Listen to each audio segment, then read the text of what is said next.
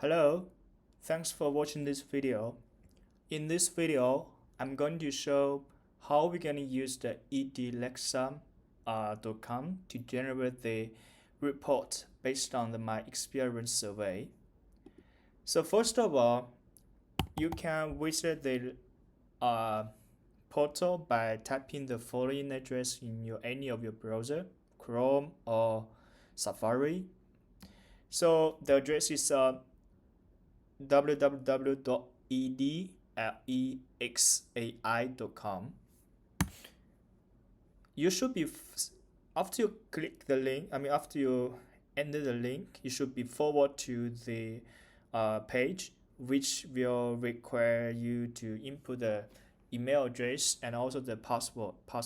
So, and prepare some trial accounts for you to test the functions of the password. Then click it. Now this is the main page of this product. On the top left corner is actually your user account. I say just name it as ACCT1. And then in this part, so the first component, you can put you can drag or you can select files put inside. And please remember, so in this case, in here, you can find a sample here. You can click it and download it. For example, I'm trying to download it. So I already downloaded two, I guess. Let me try to download another one.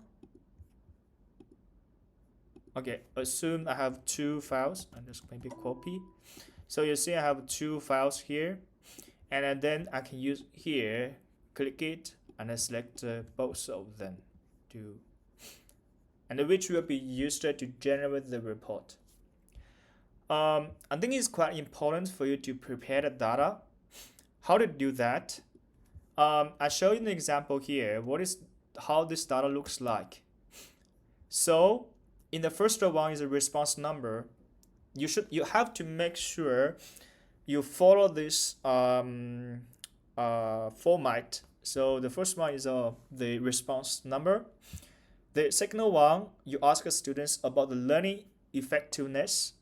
The third one is time spent and the most lecture and the least lecture expected.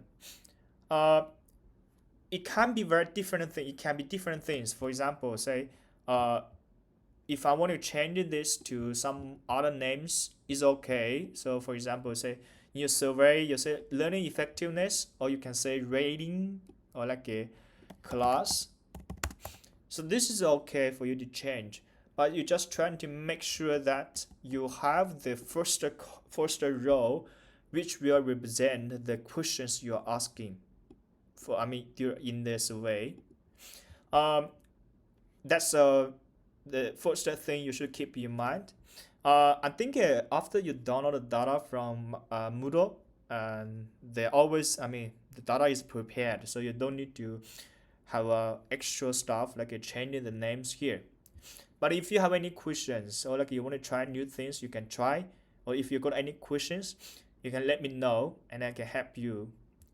So the second thing you should keep in mind, if you have more than one file to upload, to upload for the generation of the report, you should make sure that the column names, they are identical or consistent. First one, you should have the names, the first one should be response number, learning effective. The second one should have the same order and the same name. So in that case, my code will combine both of them for the generation of the report.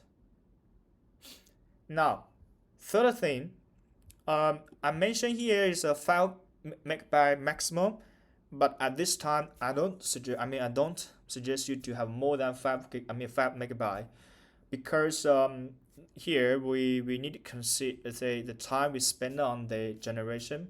The time, because from this product will restrict the time you spend on the generation to 5 minutes. If you have very large data set, it might not be effective. You might not be able to get the report, as it may stop your code. As I mentioned here, because the 5 minutes is the maximum we can have for the generation of the report. But if you really have a very big, have large data set, you want me to help you to generate the report, you can let me know, and then we can see to seek a solution for you.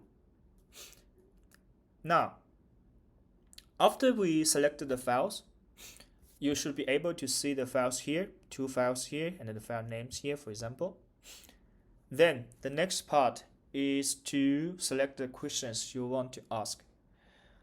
We have 5 predefined questions because we want to make the report in a good format, so we don't allow you to ask any questions here. But in the future version, we have this function. You can ask any questions based on the feedbacks you have, but not in this version 1. So in this version, you can see the 5 questions here. You can select any of them, but remember you have to select one. Otherwise, you wouldn't be able to generate a report. So let's say we select 1, 2, and 4. Now files are selected, questions are selected. The next step is generate. So when you click generate, we are going to ask you the course number. I'm thinking at UNSW, we always have like a 8 digitals, I guess. Like a comment 1110, for example. So let me say comment 1110. I say 0000. Okay. Please notice that only alphabets, the letters, alphabets, and the numbers is a lot in this box when you're trying to put the course number. So after you finish, after you input the course number, so here we have comment 0000, then you can click submit. Now the system will generate the report for you, and what should you do? You just have to wait. Generally it will take 1 to 2 minutes. I think sometimes it's less than 1 minute to generate the report for you. So please just be patient and let's see what happened. Now the report is generated, and now you are be able to find the report from the historical report section. Now as you can see, I generated one here, which is comment 0000, right? And the time, you can find the time of the generation. We don't use the local time because we just use GMT time here. And after you generate it, you have a couple of things to do. So the first report is always like the latest one, and you can select how many reports you want to display here, and also you can select all of them and find the manipulation here. So in this case, we want to see the first one, so you can click this one. You have 2 options, download and delete. So I'm going to click download report. See what happened. Now you will see an archive zip file here. Just click it. You should be able to see the report comment for 0000 PDF. And let's see what they are. So this is a report, the name of this course and the feedback. So in this test, we only ask 3 questions here. So you can see question 1 is named the top 5 strengths of this course. Top 2 is named the top 5 things we need to improve, and this third question is then the top 5 things students do not like. Then the ChatGPT or the large language models will read the questions, like the survey, the answers from the survey, and then to generate some kind of the ideas based on the feedbacks feedback we have. Then you can use this one for yourself to improve the quality. Like I say, for example, if you really want to know what students like or dislike and what things you want to improve, then you may get some insights from this report. So that's the basic idea of the this product. After you finish it, you can just look it out.